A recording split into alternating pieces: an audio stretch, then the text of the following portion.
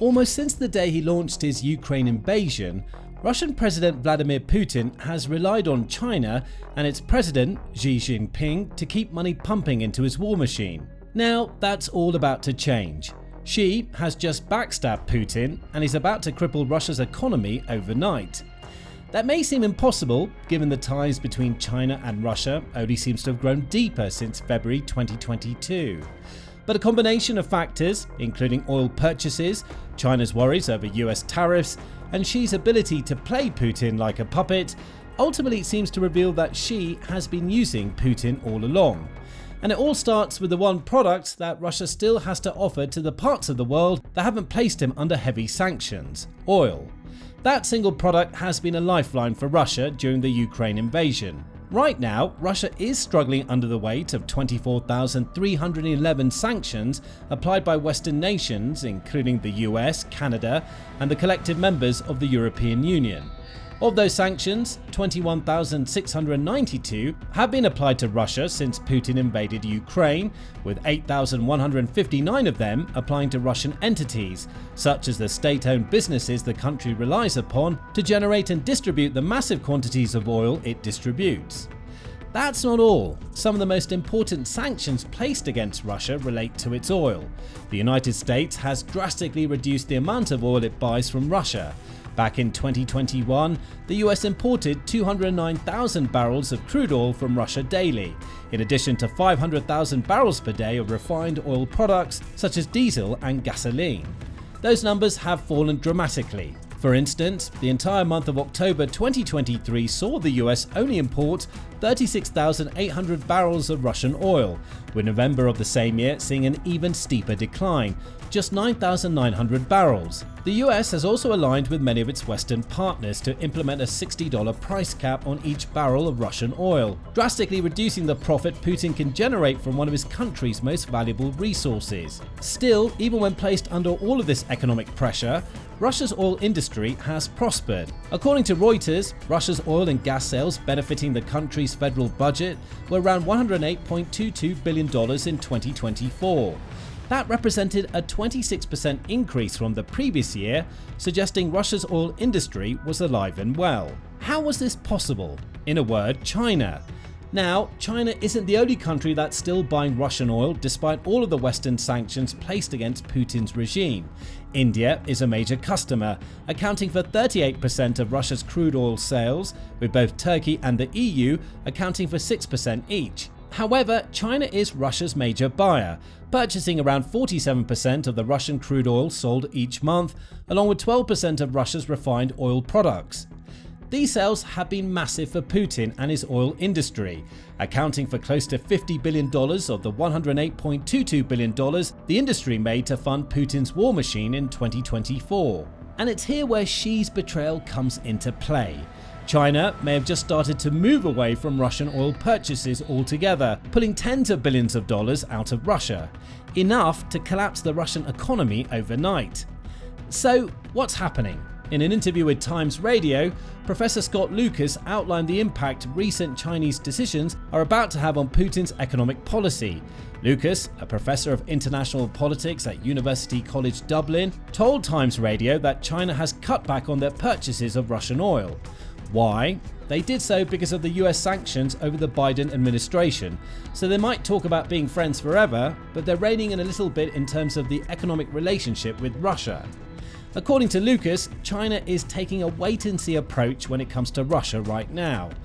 And it gets worse for Putin. Where Lucas says that many of China's cutbacks occurred due to sanctions placed on the country by Biden, most of those cutbacks also happened over the last few years. That means China was still Russia's biggest oil customer, even as Xi attempted to untangle his country from Russia's oil grip.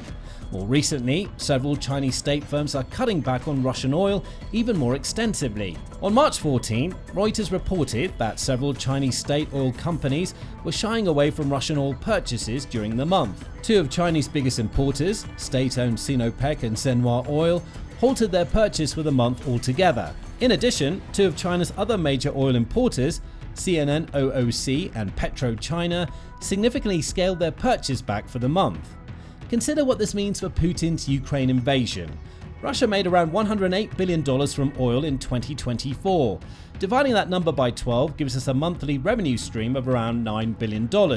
China accounts for 47% of that $9 billion, meaning Putin receives $4.23 billion per month from China just in oil purchases. Now that state-owned Chinese oil companies are either cutting back on their purchases or halting them entirely, that could mean that Putin stands to lose several billion dollars per month. And that news couldn't have come at a worse time for Russia. Russia relies on its oil money to prop up its Federal Reserve, which has fallen from $113 billion before Putin's invasion to less than $56 billion. Russia is also believed to be spending between $500 million and $1 billion per day on the Ukraine war. And while all of that money is coming from oil sales, Putin has nonetheless demonstrated a pattern of being willing to dig into Russia's reserves to fund his invasion. As those reserves diminish, any shot delivered to Russia's ability to sell oil will cause a major economic sting. That shot delivered by China, Russia's biggest oil customer, could be enough to tank the Russian economy. But why now? Xi's backstabbing of Putin through reduced oil purchases doesn't come out of nowhere. As Lucas points out, it has its roots in a threat that US President Donald Trump delivered to Russia toward the end of March. When discussing the ever-stalling ceasefires between Russia and Ukraine, Lucas mentioned that he believes Trump's threats to place secondary sanctions on any nation that buys oil from Russia are real. I do think Donald Trump, in his Trump world, snapped. I mean, I don't think it was an actual fake where Trump came out on social media and said we're going to impose secondary sanctions on Russian oil exports. Lucas tells Times Radio. What Lucas is referring to are several moves Putin made near the end of March that attracted Trump's ire. The two had recently negotiated the beginnings of what might still become 30-day ceasefires on energy infrastructure and the Black Sea. However, Putin used what he saw as an opportunity to ask for more. He claimed that Zelensky's government should be replaced with a transitional government spearheaded by the United Nations, thus questioning the legitimacy of Zelensky's presidency.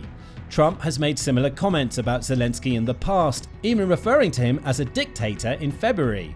But the relationship between Trump and Zelensky has grown much stronger since that tumultuous month. And Trump saw Putin's efforts as a transparent way to slow down ceasefire negotiations. If Russia and I are unable to make a deal on stopping the bloodshed in Ukraine, Trump said in the wake of Putin's comments about Zelensky, and if I think it was Russia's fault, which it might not be, but if I think it was Russia's fault, I'm going to put secondary tariffs on all oil coming out of Russia.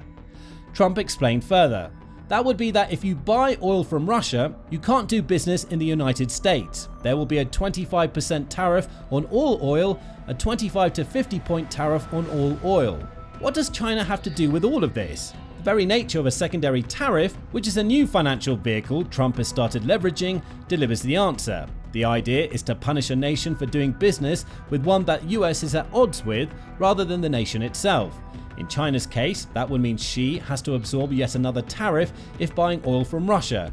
It's a true test of just how firmly China's president stands behind Putin, and it's a test that Xi appears to be purposely failing. After all, it's not just potential secondary tariffs that China has to worry about. As Lucas points out to Times Radio, remember the Chinese also have to calibrate this in the context of the latest Trump tariff fiasco, which means they're facing 54% tariffs. They have to face it in terms of their position, in terms of their relations not only with the US, but their relations with Europe, which they're trying to improve. Lucas is referring to the outcome of Trump's so-called Liberation Day in the US. On April 2nd, Trump unveiled a raft of new retaliatory tariffs on almost every nation in the world. Russia, interestingly, was excluded. China, however, was one of the hardest hit. The 54% figure Lucas uses is a combination of tariffs that existed on China and a new tariff. China has responded to these tariffs already. On April 4th, The Guardian reported that Xi retaliated to Trump's announcement with a punitive 34% tariff on all goods imported from the US. This tit-for-tat tariffing already has the potential to be extremely damaging to both the US and Chinese economies. But China now also has to deal with the potential of a secondary tariff of up to 50% being added on top of the 54% tariffs if it buys oil from Russia. No wonder China is cutting back on its oil purchases to see what happens. It doesn't want any part in a new wave of tariffs that double the cost of exporting its goods to the United States. Xi's betrayal, therefore, hinges on his desire to keep China as strong as possible. and it could get even worse for Russia. As all of this is happening, a new piece of legislation that's been drafted in the US, sponsored by 25 Republicans and 25 Democrats, signaling bipartisan support for the legislation, the proposed bill would ratchet up Trump's secondary tariff threat enormously. It includes a proposal to hit any country that buys Russian oil, gas, uranium, or similar products with a 500% tariff rather than the 25 to 50% tariff Trump initially proposed. If that bill passes, China would face a 554% tariff on goods it exports to the United States, which simply can't happen. Despite the trade war going on between the two countries, China still considers the US one of its most vital trade partners. It made $438.9 billion from that trade relationship in 2024. Xi can't afford to lose that money. If that means sourcing his oil from somewhere other than Russia, so be it. He happily planted the knife firmly between Putin's shoulder blades to keep China economically prosperous. Lucas says that Xi is forcing Putin to face up to a simple fact. China isn't playing on Russia's side in the Ukraine war, at least not fully. Instead, Xi is trying to play all sides to China's benefit. I have to say up front that very close colleagues of mine, there's sort of disagreement on this in terms of the level of support of China for the Russians. Lucas says, I have some colleagues who think that behind the scenes, China is fully aiding the Russian military invasion and continues to do so. I'm more of the opinion that the Chinese are playing all sides here to keep their own options open. There's certainly evidence to support Lucas's theory. On the support side, China seems to be continuing to support Russia in the context of the strategic relationship the two nations have established since Putin launched his invasion. China has certainly worked hard to indirectly ensure Putin could maintain his attacks on Ukraine. Back in May 2024, former US Secretary of State Antony Blinken explained how. What's not happening is the provision of actual arms by China to Russia for use in Ukraine, Blinken said. However, he added that 70% of machine tools and 90% of the microelectronics Russia uses comes from China. Those are being used to help Russia in what's an extraordinary crash course effort to make more munitions, tanks, armored vehicles and missiles. In other words, China isn't selling weapons directly, but it's selling what Russia needs to build them. By September 2024, China's selling of useful equipment to Russia appeared to extend to the point where it was sending attack drones to Putin. China, of course, denied this. Its Chinese embassy in London claimed China exercises strict export control over drones and always strictly controls military and dual-use drones in accordance with laws and regulations. However, the UK, along with several of Ukraine's other Western partners, claimed the evidence was mounting up. One official even said, while the Chinese government might not admit it, they're going to struggle to keep their increasing support under wraps. And by January 2025, a Radio Free Europe Radio Liberty investigation appeared to reveal that China is supplying important chemicals, such as gallium and antimony, that Russia can use to build its missiles. All of this looks like Chinese support of Russia because that's exactly what it is. But there are hints of Xi's intent to betray Putin even in all of this. There's a reason why China's president won't supply Russia with weapons directly. He wants to maintain plausible deniability, even if it's obvious to the rest of the world that the products China sells to Russia have dual civilian and military uses. Xi can claim that China has the right to assume the products Russia buys won't be used in the Ukraine war. He's wrong, and he knows it. But Xi has one eye on Russia and another on the West when he makes these claims. Why? Because he's doing precisely what Lucas says, playing both sides. China is not going to give, at the official level, military and economic support for Putin's invasion, Lucas tells Times Radio.